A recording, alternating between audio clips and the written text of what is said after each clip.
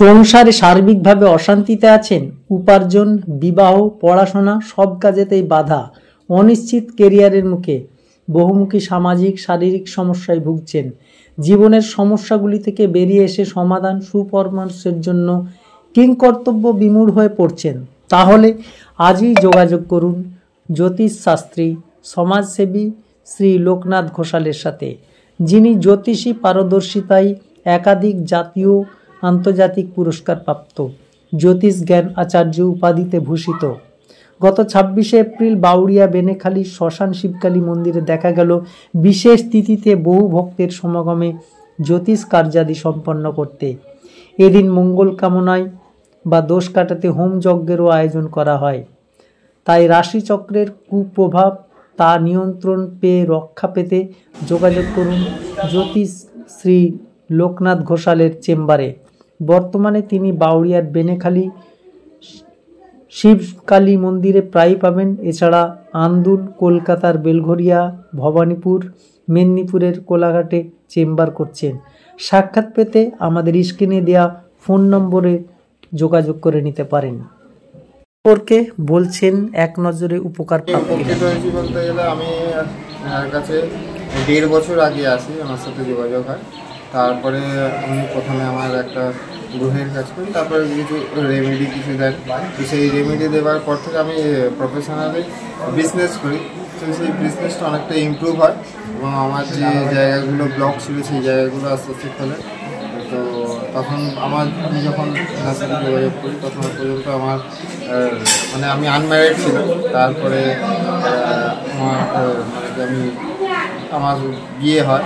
তো ইমপ্রুভমেন্ট বলতে গেলে আগের থেকে সাংসারিক এবং কর্মজীবন সব দিক থেকে ইমপ্রুভ হয়েছিল, অনেকটাই হয়েছে। তবে যে কাজগুলো উনি করতে বলেছেন সেই কাজগুলো করতে অনেকটাই পজিটিভ রেজাল্ট পেয়েছি। আপনার নাম? আমার নাম সৌমেন দেব। কোথা থেকে আসেন? বাউরিয়া পরীক্ষাটি এখানে মানে আমি পড়াশোনা তো করেছি, করে মানে কোন দিকে যাব মানে সেটা বুঝতে পারছিলাম না। আর লোকনাথ দাই বলেছিলেন যে মানে আমাকে ওই বিউটিশিয়ানের কোর্সটা জয়েন করতে, বিউটিশিয়ানের কোর্স প্লাস মেকআপের যে কোর্সটা ওটাও করেছিলাম, এবং একটা সাকসেসফুল হচ্ছে না কিছু ধারণ এখন পর্যন্ত করতে হয়। উনি বলেছিলেন বলেই আসলে কোর্সটা জয়েন করেছি, সাকসেসফুল হচ্ছে। লোকনাথ ঘোষাল দীর্ঘদিন ধরে এখানে জ্যোতিষচর্চা করছেন, কি সমস্যা নিয়ে এসেছিলেন আপনি? আমি মেন সমস্যা নিয়ে এসেছিলাম আমার মেয়ের সমস্যা। মানে মেয়ে আমার পড়াশোনা ঠিক মতো মন বসতো না, অন্যমনস্ক থাকতো। মানে ওর নিজেরই মনে হতো যে আমার পড়াশোনায় মন বসছে না খালি।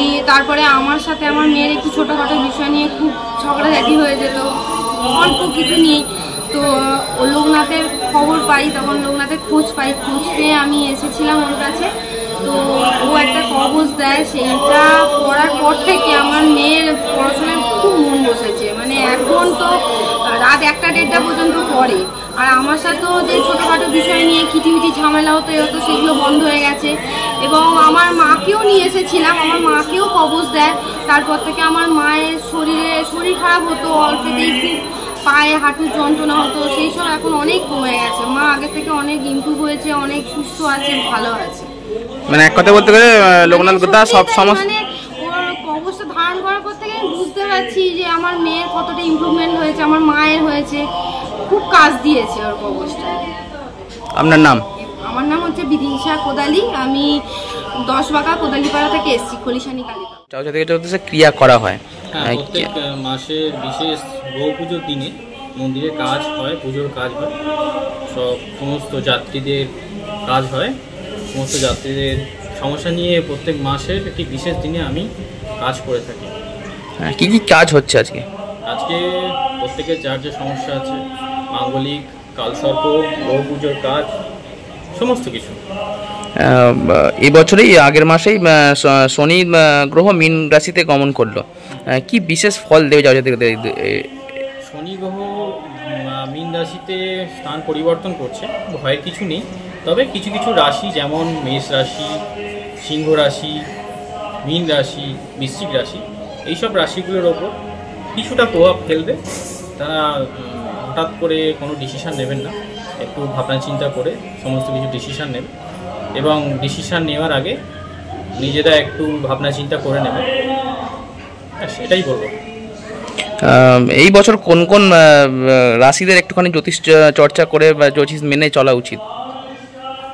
রাশি অনুযায়ী তো স্পেশাল কিছু বলা যায় না, তাও বলবো যে এই বছর মোটামুটি মঙ্গলের বছর, তুলনামূলক সব জায়গায় একটু ঝামেলা থেকে শুরু করে দাঙ্গা থেকে শুরু করে দেশের বর্তমান পরিস্থিতি খারাপের দিকে যাবে, এবং পার্সোনাল লাইফেও যাদের মঙ্গল এফেক্টেড তাদের কিন্তু তুলনামূলক অনেকটা খারাপ সময় দিতে যাচ্ছে।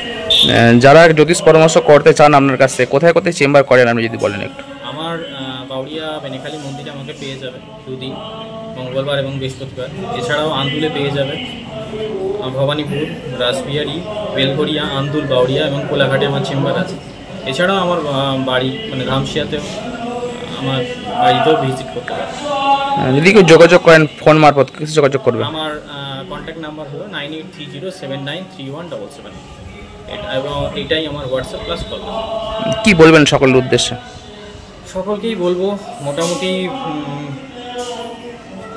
কি বিষয়ে বলবো, সবারই মোটামুটি বাস্তুর ব্যাপার থেকে শুরু করে গ্রহ পুজো থেকে শুরু করে কোনো কিছু সমস্যা সমাধানের জন্য আমি বলবো যে যোগাযোগ করতে বলবো, এবং কিছু কোয়ারিজ থাকলে, কিছু জানার থাকলে অবশ্যই যোগাযোগ।